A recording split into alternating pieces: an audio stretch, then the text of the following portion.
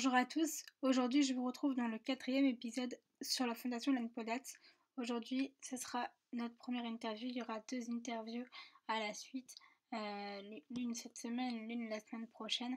Aujourd'hui nous interviewons donc Isabelle Picard, éducatrice au CRF Grand de la fondation Hélène Podat. Isabelle m'a connue donc il y a 5 ans.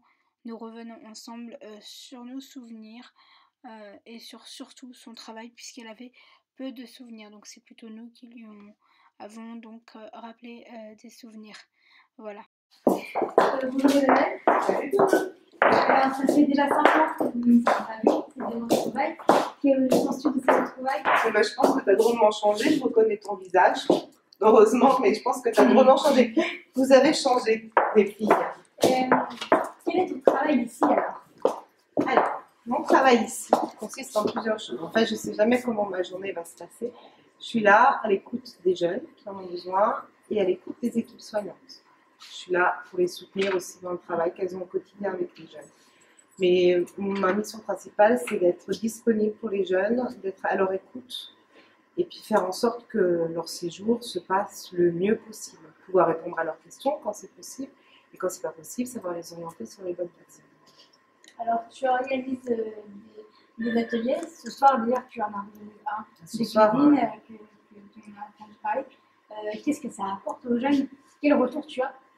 Alors, j'organise beaucoup de choses, toujours à la demande des jeunes. Quand les jeunes ont des idées, quand ils ont des envies, ils me sollicitent pour que je les aide à organiser un projet. Parce que c'est bien beau de monter un projet, mais l'idée aussi, c'est qu'ils puissent participer à son élaboration et puis voir un petit peu comment tout se passe. Hein. Un atelier cuisine, c'est pas seulement faire à manger et puis on mange et puis basta. C'est élaborer un menu ensemble, c'est avoir un budget, c'est aller faire des courses, se repérer dans un magasin, apprendre à être autonome dans la vie quotidienne. C'est ensuite faire à manger, ranger, faire la vaisselle, enfin voilà, et passer un bon moment autour du menu qu'on a choisi. C'est aussi permettre aux jeunes, par ton intermédiaire, de se mêler, d'être en collectivité malgré ce qu'ils travaillent. Voilà, et puis ça permet surtout aux jeunes aussi, à un moment, de s'échapper de l'institution, de la routine, du quotidien, de pouvoir prendre une bouffée d'air frais. Donc ça, là, ce soir, c'est à travers l'atelier de cuisine, mais sinon, ça peut être cinéma, ça peut être des spectacles sur Paris, voilà. Ça peut être aller faire du shopping, ça peut être plein de choses. C'est à la demande des jeunes. Alors, tu as organisé plusieurs sorties avec nous. Tu avais organisé le Futuroscope avec l'équipe scolaire. Comment c'est toi, qui as été accompagnatrice, as vécu l'accueil de ces enfants, entre guillemets, différents dans ce cadre de sortie? Alors, Futuroscope, je l'ai fait, je m'en souviens bien, mais je ne pense pas que c'était dans le même cadre que tu parles. C'était pas que les sorties scolaires. Moi, je l'ai fait quand j'intervenais à l'IUM, encore. Alors, Futuroscope, ça s'était pour moi bien passé avec le groupe de jeunes avec lequel j'étais, parce qu'on était dans un hôtel qui était accessible, parce qu'on nous avait bien accueillis, parce que Futuroscope, c'est accessible, et que, en tout cas, on ne nous avait pas embêtés. On n'avait pas été embêtés pour les attractions, ils avaient été assez à notre écoute. Hein, on peut parler d'autres parcs d'attractions, mais ça ne se passe pas forcément toujours comme ça. Alors, Euro Disney, moi j'ai évité de le faire, j'ai fait beaucoup depuis plusieurs années, j'ai fait Parc Astérix. Bon, on va pas faire de pub, hein. Non. Voilà, non, j'en fais moins parce que je travaille plus dans un IUM. Un IUM, c'est des enfants qui sont là, des jeunes qui sont là toute l'année, qui ont un autre projet qui est très différent de ceux qui passent par le CRF. Ceux qui passent par le CRF. Il reste 6 mois, 1 an, 4 ans, ils sont dans le... Il reste plusieurs mois, voilà, mais pendant plusieurs mois, ils sont là pour de la rééducation intensive, pour des soins, voilà. Et quelle différence tu constates, je veux dire, par rapport au rapport entre des jeunes qui restent une durée courte en CRF, qui est quand même relativement longue pour certains, et des personnes en IUM? Les jeunes qui sont en IUM, ils sont là pour un projet qui est complètement différent. Hein, ils sont là pour un projet individualisé, c'est un projet à long terme. Les jeunes qui sont en CRF, ils viennent suite à une intervention chirurgicale, ils viennent pour un but bien précis, pour de la rééducation. Ils savent qu'ils ne vont pas rester quand c'est un passage.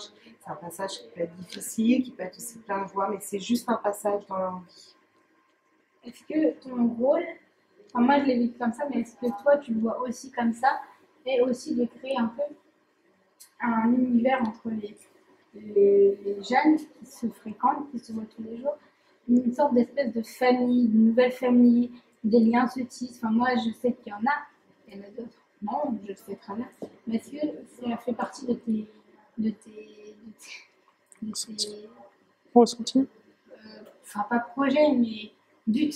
Bah, c'est hyper important de faciliter en tout cas le lien social, d'accord, à travers l'accueil. Mais ça, je pense que tout professionnel qui travaille à la fondation, à un moment, intervient, d'accord, intervient dans cette chaîne. Là, ce matin, il s'est passé quelque chose de formidable. Il y a un jeune homme qui est arrivé et les jeunes m'ont dit est-ce qu'on peut aller l'accueillir dans sa chambre, est-ce qu'on peut aller se présenter. J'ai dit oui, bien sûr, c'est super de faire ça. Hein, parce que ceux qui ont reçu ça à leur accueil, après, ce sont eux qui veulent faire. C'est très important l'accueil. D'accord? Quand on arrive dans un milieu comme ça, on est complètement perdu, on ne sait pas, on ne connaît personne, c'est compliqué, c'est difficile. Et le fait qu'on favorise justement qu'il y ait de l'entraide entre les jeunes, qu'il y ait des liens qui se créent, qu'on permette qu'il y ait de la vie, tout simplement. Hein, c'est très important. Alors, je tiens à faire un clin d'œil à deux personnes qui ont fréquenté la Fondation Hélène Codex avec moi. C'est Jonathan Cotta, bien sûr, que je regrette qu'il ne soit pas là, et voilà, et Corentin Paul, deux jeunes qui vont partager des moments de vie. Et du coup, c'est vrai que moi, je suis arrivée en pleurs.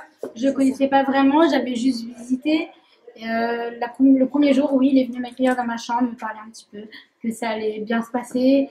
Et aujourd'hui, je sais qu'il avait totalement raison, même si j'ai eu des débuts difficiles.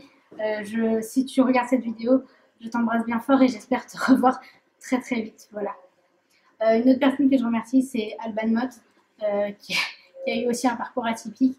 J'en ai un peu discuté avec ta maman, parce que je suis toujours en contact avec ta maman, et toi aussi, je t'embrasse très fort.